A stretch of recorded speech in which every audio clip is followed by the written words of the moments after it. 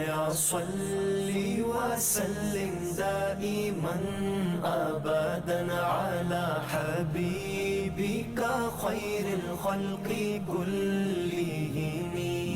Subscribe to our channel by clicking the subscribe button. Click the bell button and enjoy the latest uploads from our channel. अस्सलामु अलैकुम व रहमतुल्लाहि व बरकातुहू। सदक़े फ़ित्र निकालना है हमें।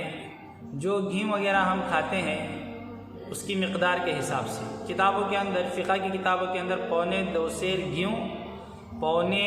सेर घी या उतनी मिक़दार की रकम, उतना निकालना, उसे कहते हैं वो सदक़े फ़ित्र की मिक़दार है। अब पौने 2 सेर का पता अगर नहीं है तो यूँ समझ लीजिए, ये सेर है ना, किलो के मुकाबले में बढ़ा हुआ है। सेर ज़्यादा होता है, किलो कम होता है, तो हमारे यहाँ पर किलो का हिसाब चलता है। तो यूँ समझ लीजिए 2.25 किलो के करीब हम लोग जो है गेहूँ वगैरह निकाल दें, या 2.25 किलो की जितनी रकम होती है उतना हम सदक़े फ़ित्र अदा करें। अब जो हिसाब से खाता है वो हिसाब से अदा करेगा। अगर कोई 30 रुपये वाले गेहूँ खाता है तो 30-30, 60 और 15-20 रुपये और एक्स्ट्रा कर ले, 80-90 रुपये वो सदक़े फ़ित्र निकाल दे पर पर्सन, एक आदमी का।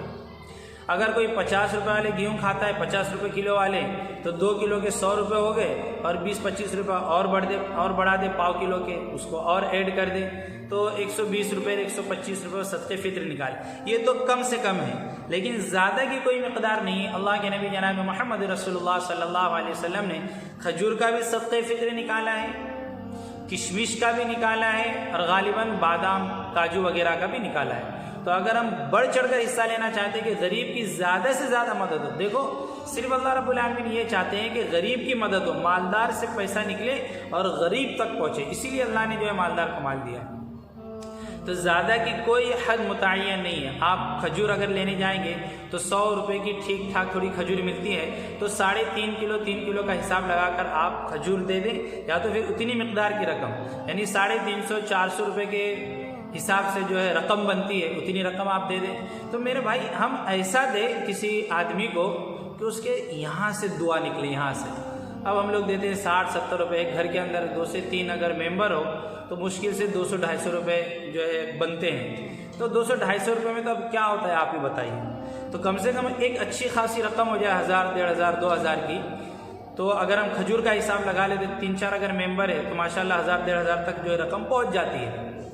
अगर किशमिश वगैरह का और बढ़ा कर देखें तो उसके अंदर और रकम बढ़ जाती है, अगर अल्लाह ने गुंजाइश रखी है तो अगर हम इतनी रकम अगर किसी गरीब के हाथ में आती है तो अपने बच्चे को कपड़े भी बना सकता है। अब तो कपड़े का सवाल ही नहीं रहा, आइंदा के लिए, हमेशा के लिए मैं बात कह रहा हूँ। तो आइंदा अपने कपड़े भी बना सकता है, जो उसकी खाने पीने की ज़रूरत की चीज़ है उसको भी पूरा कर सकता है, और उसके फिर यहाँ से दुआ निकलेगी, यहाँ से। तो दिल से जो दुआ निकलती है असर रखती है, दिल से जो आह निकलती है असर रखती है, पर नहीं ताकत परवाज रखती है।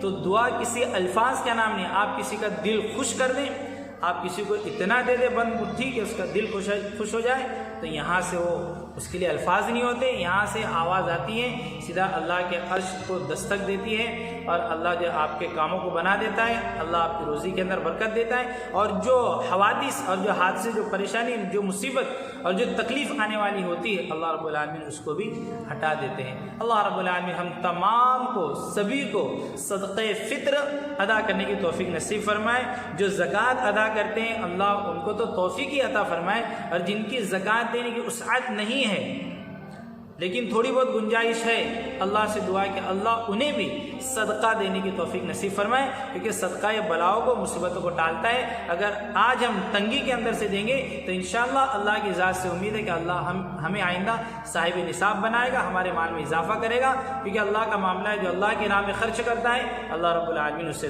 देते हैं। 2 चीज़ें जो खर्च करने से कम नहीं होती, उसके अलावा जितनी भी चीज़ें आदमी खर्च करता है तो कम हो जाती है। पानी वगैरह आदमी इस्तेमाल करे तो खर्च होगा तो कम होता चला जाएगा, इस्तेमाल अगर करेगा तो।